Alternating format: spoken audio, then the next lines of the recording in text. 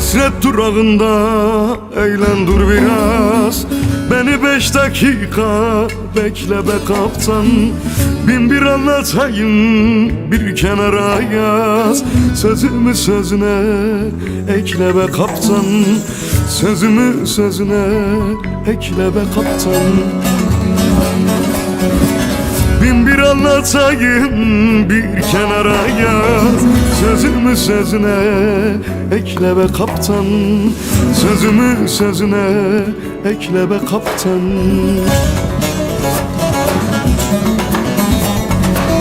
Bülbülü ağlatmak bir gül işidir. Güle aşık olmak bülbül işidir. Bu sevda işidir, gönül işidir. Olmuyor senetle çekle be kaptan. Olmuyor senetle çekle be kaptan. Bu sevda işidir, gönül işidir. Olmuyor senetle çekle be kaptan. Olmuyor senetle çekle be kaptan.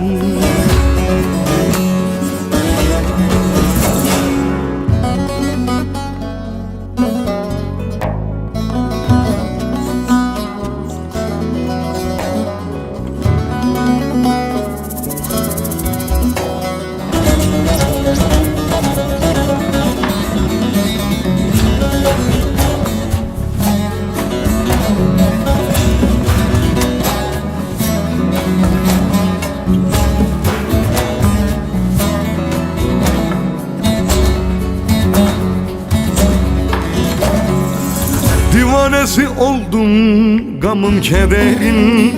Nedeni ayrılık acısı derin.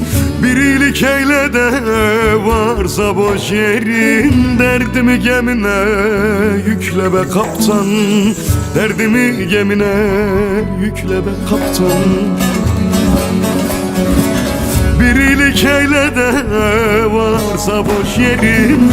Derdimi gemine yükle be kaptan. Derdimi gemine yükle be kaptan.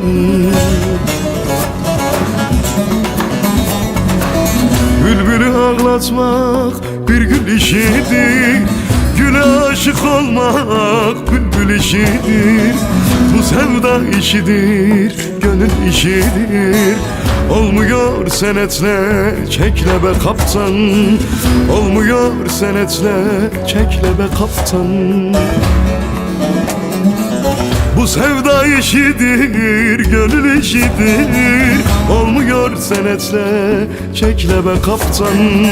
Olmuyor senetle çekle be kaptan.